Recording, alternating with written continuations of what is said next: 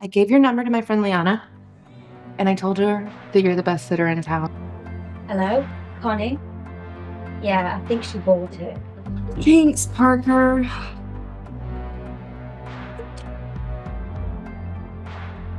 I don't think I'm going to be able to babysit for you anymore. What?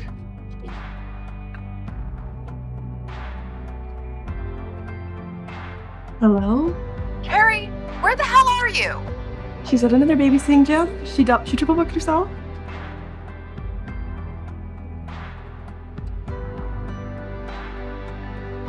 I need you, Reese. I need you.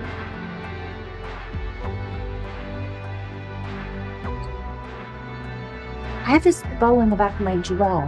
Hard for me to reach. Thank you. Oh, goodness.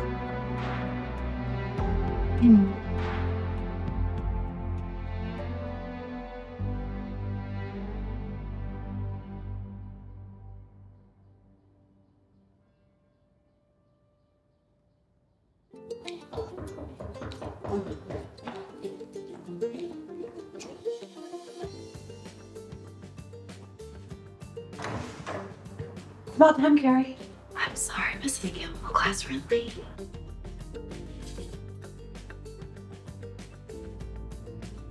The baby's asleep. I'll be back before he wakes up.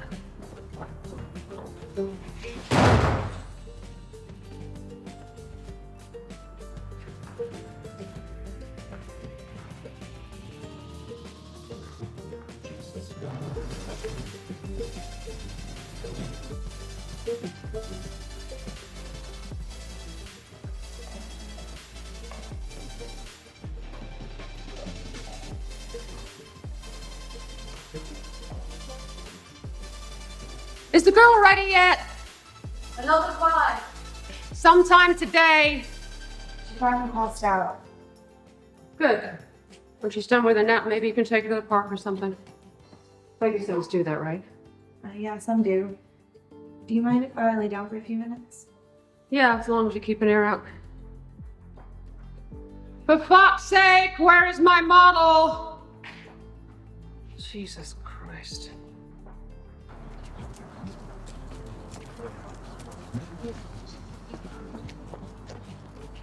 Hey. Hey. I didn't think you were going to make it today. Yeah, well, Jeff said that he would watch the baby and give me a break.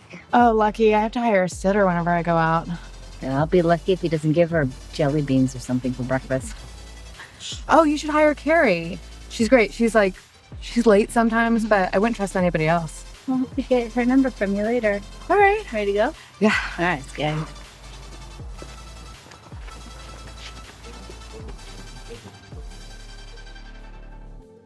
Viewed as a complete narrative rather than a collection of provocative incidents, this film operates as a bleak yet revealing study of how young queer women move through spaces shaped by power imbalance, expectation, and silence, and how the desire to be seen can collide painfully with the need to remain safe.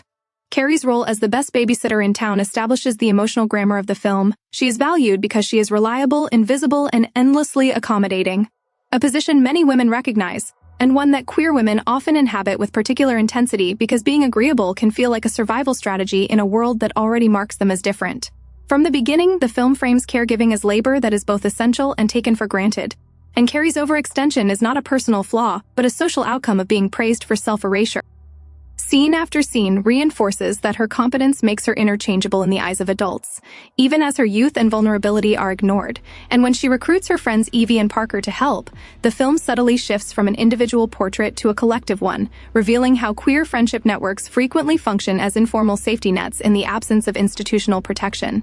Scene 2 and Scene 3 are particularly crucial when read through an emotionally grounded queer lens, because they refuse to romanticize what happens when women's labor and bodies are treated as available simply because they are present.